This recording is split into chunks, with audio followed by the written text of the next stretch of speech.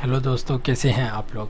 तो आज हम पढ़ने वाले हैं हिस्ट्री, और हिस्ट्री के अंदर सबसे मैं इम्पोर्टेंट टॉपिक जो रहने वाला है हमारा आज का हरियंक वंश रहने वाला है।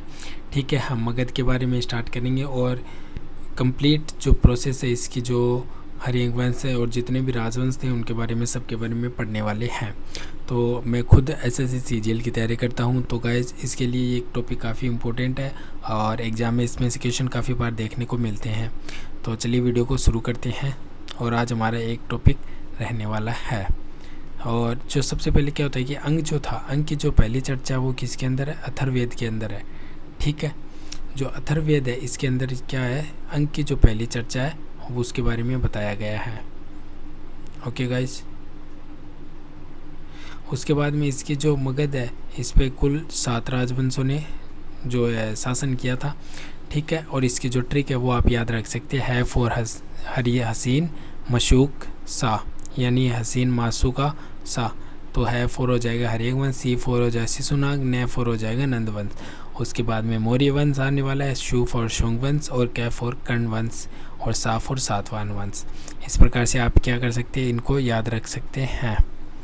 अब उसके बाद में अगर बात करें सबसे पहले वंश यानी कि हरियंक वंश, तो हरियंक वंश की जो टाइम पीरियड था वो था 544 से लेके 412 ईसा पूर्व तक। ईसा पूर्व क्यों? क्योंकि उस टाइम पे जो टाइम पीरियड था वो बैक साइड की तरफ चलता था। ठीक है, तो 544 से लेके 412 ईसा पूर्व तक किसका शासन था? हरियंक वंश का था। तो ठीक है, फिर हरियंक वंश है, इसकी स्थापना किसने की थी? इसके संस्थापक जो थे बिंबिसार थे। ओके, इसके संस्थापक बिंबिसार थे। अब जो बिंबिसार थे वो क्या करते थे कि जैन और बौद्ध दोनों धर्म के समकालीन थे। तो हम कभी पूछ ले कि जो बिंबिसार वो किस धर्म के समकालीन थे, तो जैन और बौद्ध दोनों धर्म के समकालीन थे। उसके बाद में अगर बात करें तो इसकी जो राजधानी थी, यानी कि अगर डायरेक्ट क्वेश्चन आया हुआ है काफ़ी टाइम्स, यानी कि मल्टीपल टाइम्स क्या हुआ है, ये क्वेश्चन आया हुआ है कि बिंबिसार जो राजवंश था उसकी राजधानी कौन सी थी। तो आपको याद रखना है राजगृह या गिरिवृज थी। और जो बिंबिसार है उन्होंने क्या हुआ था कि 52 वर्षों तक क्या किया था, इस जो गिरिवृज है यानी कि राजधानी है मगध, ठीक है, इसके ऊपर शासन किया था। और ये एकमात्र राजा थे जिन्होंने क्या किया था कि जो प्रशासनिक राज्य पर बल दिया था और स्थायी सेना रखते थे। ये क्वेश्चन काफ़ी टाइम से आ चुका है दोस्तों, तो इस बात का आपको खास करके ध्यान रखना है। स्थायी सेना कौन रखते थे? कौन रखते थे? बिंबिसार। ओके, ये काफ़ी टाइम आ चुका है तो आपको ध्यान रखना है। जो बिंबिसार थे वो खुद किस धर्म के अनुयायी थे? वो जो आपके बौद्ध धर्म है उनके अनुयायी थे। बिंबिसार जो थे ब्रह्मदत्त को हराकर और जो अंग प्रदेश है वहाँ पर क्या किया था कि जो अजातशत्रु है उसका शासक बना दिया था। विवाह में दहेज के रूप में जो साम्राज्य मिला था बिंबिसार को, उसका विस्तार करके उन्होंने अपना साम्राज्य बढ़ाया था। ठीक है, और बिंबिसार की जो पहली पत्नी थी उसका नाम था महाकौशला। ठीक है, ये आपको ध्यान में रखना है। तो बिंबिसार की पहली पत्नी का नाम क्या था? महाकौशला था, और इनके साथ दहेज में जो काशी प्रांत मिला था, ठीक है, और उससे 1 लाख वार्षिक आय आती थी। अब ये जो थी महाकौशला जो थी, ये जो कौशल राज की जो पुत्री थी प्रसेनजीत की बहन थी। ठीक है, ये आपको याद रखना है। उनकी दूसरी पत्नी, इनके बारे में आपको काफ़ी ये नाम आपको विशेषकर याद रखना है।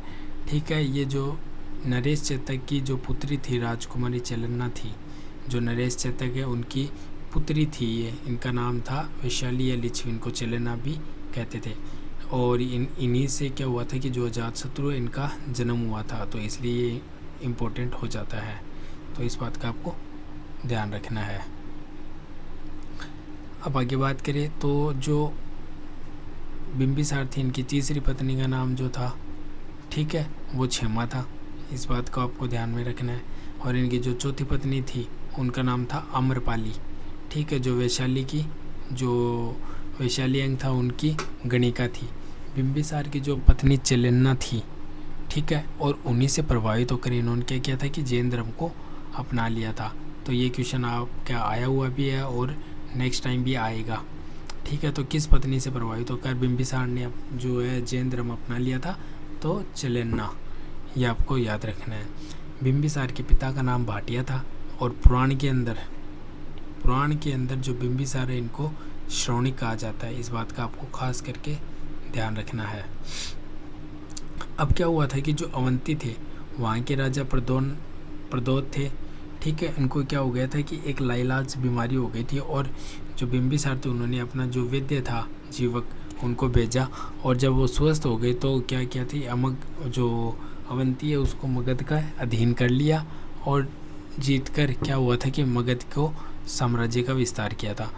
अब बिंबिसार थे उन्होंने छोटे छोटे राज्य को जीत लेता था, और छोटे छोटे बड़े आक्रमण करता नहीं था, और छोटे छोटे आक्रमण को जीतकर उनको अपने जो साम्राज्य उसका विस्तार किया था। उन्होंने वैशाली पर भी आक्रमण किया था लेकिन विफल हो गए, ठीक है। इनकी हत्या जो इनके पुत्र जो अजातशत्रु थे उन्होंने कर दी थी, और ये किसके पुत्र थे, ये चिलन्ना थी, उनके पुत्र थे, ठीक है, जो उनकी पत्नी थी। तो जो अजातशत्रु है इनको पितृहंता भी कहते हैं, क्योंकि इन्होंने क्या किया था, 52 वर्षों तक इनके पिता ने राज किया था, और इनका नंबर कब आए तो इस चक्कर में इन्होंने क्या किया था कि अपने पिता को सल्टा दिया, और उसके बाद में क्या हुआ था 492 ईसा पूर्व में गद्दी पर बैठे, ठीक है। तो अब हम नेक्स्ट वीडियो के अंदर पढ़ने वाले हैं जो अजातशत्रु है इनके बारे में हम पढ़ने वाले हैं। तो आपको गाइस ये वीडियो कैसी लगी, वीडियो अच्छी लगी तो वीडियो को लाइक कर देना और चैनल को सब्सक्राइब कर देना। नेक्स्ट वीडियो में हम कल लेके आने वाले हैं आपके लिए अजातशत्रु, ठीक है।